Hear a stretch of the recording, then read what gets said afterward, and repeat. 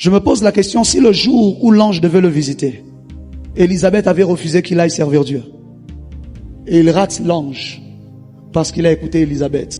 Il y a des hommes et des femmes ici, leur consécration consistera à supporter les hommes de Dieu que Dieu a mis autour d'eux. Qu'est-ce que je suis en train d'essayer de te dire? Je suis en train d'essayer de te dire que même lorsque l'ange est apparu à Zacharie, prophète, pour lui dire tu auras un enfant, il devient muet, mais il n'est pas rentré chez lui après la visitation. La Bible déclare qu'il est rentré chez lui lorsque ses jours de service sont terminés. Ça veut dire il a porté avec lui la parole de la visitation, mais a continué de faire le travail. Toi, il suffit qu'on te donne la prophétie que tu es prophète, tu arrêtes de servir au protocole. Toi, il suffit qu'on te donne la prophétie que tu es un grand chantre de l'Éternel à la chorale, on ne te voit pas. Toi, il suffit qu'on te donne la prophétie que toi là, tu es un ministre, on ne te voit plus nettoyer les toilettes. Parce que tu es différent de Zacharie. Zacharie a la parole. Il sait que Élisabeth ne peut pas devenir enceinte si lui il n'est pas là. Élisabeth n'est pas Marie. Il faut qu'il aille féconder sa femme pour que sa femme tombe enceinte. Mais il reste quand même, continue de faire le travail que Dieu lui a donné. Ce n'est que le jour où il termine qu'il rentre maintenant à la maison. Et il ne parle même pas. Et la Bible déclare, quelque temps après, Élisabeth tomba enceinte. Donc ça a même encore pris du temps. Je ne sais pas combien de jours il avait fait au temple avant de rentrer à la maison. Peut-être qu'il avait déjà perdu 1 mois. Le temps de finir. Ça veut dire prophétie, pour la déjà dans 1 mois. Écoute-moi, la prophétie ne pourrit pas. Écoute-moi, ta prophétie ne pourrira pas. Tu as l'impression, depuis que je sers ici à la porte de Dieu, je suis là, on ne me considère pas. Moi, je suis là, j'ai des paroles sur ma vie, on ne me regarde pas. J'ai des paroles sur ma vie, personne ne me considère. Je suis là, non, il faut que je sorte. Il faut que j'aille chez Élisabeth pour la féconder. Non, non, non, non, non. Finis de faire ce que tu as à faire. Le timing de Dieu est calculé avec cela à l'intérieur. Dieu ne commet pas d'erreur dans ses calculs. Oh my God. Je répète ça. Dieu ne commet pas d'erreur dans ses calculs. Le Dieu qui t'a dit que tu es prophète, il sait que tu es au protocole. Il n'a pas commis d'erreur dans ses calculs.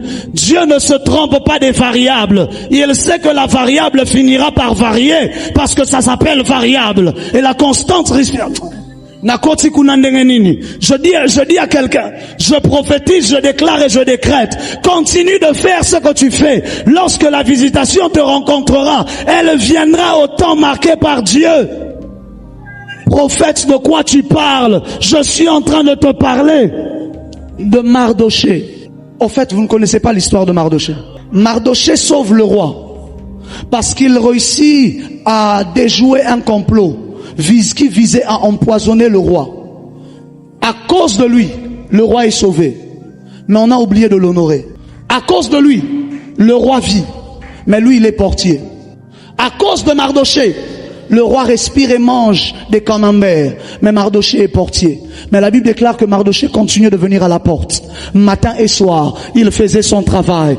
Mais il ne se disait pas dans son cœur, Ndako bazela. Swengana kekaga baromona. Baotiela bangosko ba poison solo ba kufa. Wana kufata.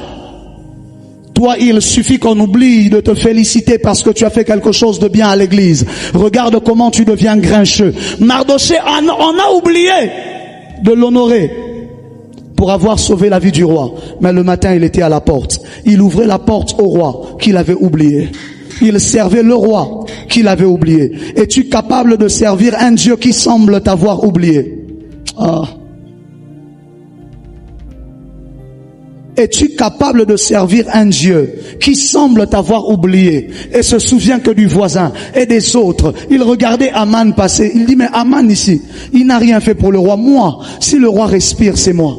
Mais il était là à la porte. Il souffrait là à la porte. Le froid le gelait à la porte. Je ne sais pas combien d'années il a passé à la porte, en train de se geler, en train de se dire, le roi m'a oublié. Mais le lendemain matin, vous le voyez encore à la porte. Je ne sais pas dans quel domaine tu as l'impression que Dieu t'a oublié. Je ne sais pas dans quel domaine tu as l'impression que le prophète Joël t'a oublié. Je ne sais pas dans quel domaine tu as l'impression que le pasteur Jonathan Isaac t'a oublié. Mais si les hommes semblent t'avoir oublié, il y a un Dieu qui a un livre de souvenirs.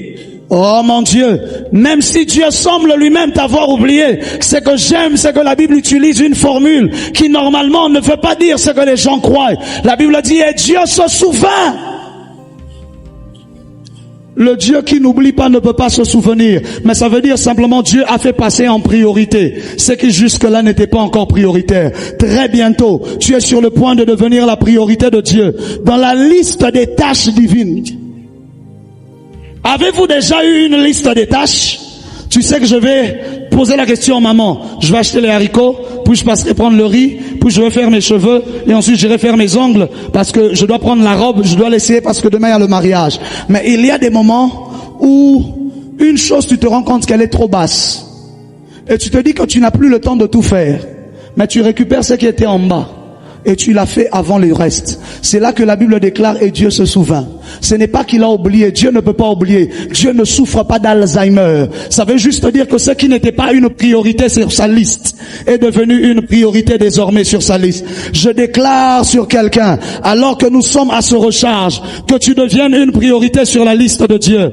Je dis que tu deviennes une priorité sur la liste de Dieu. Je ne sais pas si tu étais en bas de la liste, mais que Dieu te fasse monter étape après étape, jusqu'à ce que tu deviennes au sommet de la liste. C'est là que David dit, prête attention à mes cris. Ça veut dire, mais prête d'abord attention. La Bible déclare qu'Élisabeth se cacha pendant 5 mois. Ton problème, c'est que dès que tu as reçu la visitation, tout le monde dehors sait que tu l'as reçu. Élisabeth a reçu ce qu'elle attendait depuis longtemps dans sa vie, mais elle s'est cachée pendant 5 mois. Tu ne sais pas c'est quoi pour une femme d'avoir attendu de commencer à cracher de la salive un matin et de ne pas le dire parce qu'elle doit le garder. Elle a envie de le dire, ça la démange, ça la dérange. Toi, dès que tu reçois l'huile que tu recherchais, tu vas le dire à tout le monde.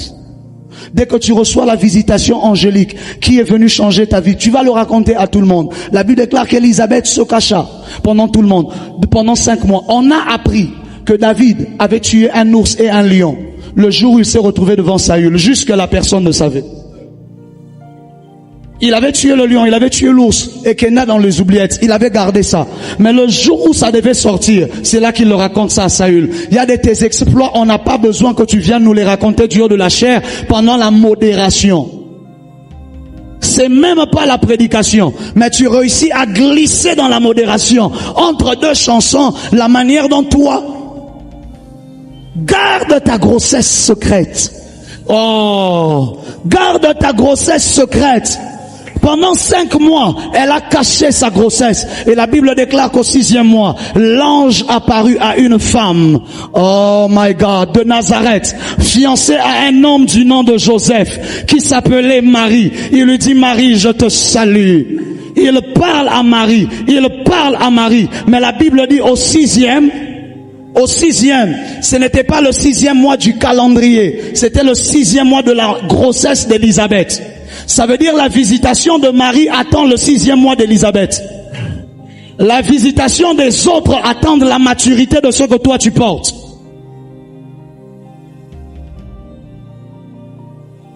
La visitation de Marie ne dépendait pas du calendrier, mais dépendait de la capacité d'Élisabeth de garder la grossesse pendant 6 mois et de la faire grandir. Ça veut dire que la visitation de quelqu'un quelque part dépend de ta capacité à toi de garder dans la consécration ce que Dieu t'a donné et de ne pas le perdre. Il y a des nations qui dépendent de ta consécration en ce moment. Il y a des vies qui dépendent de la manière dont tu te consacres. La visitation d'une Marie quelque part.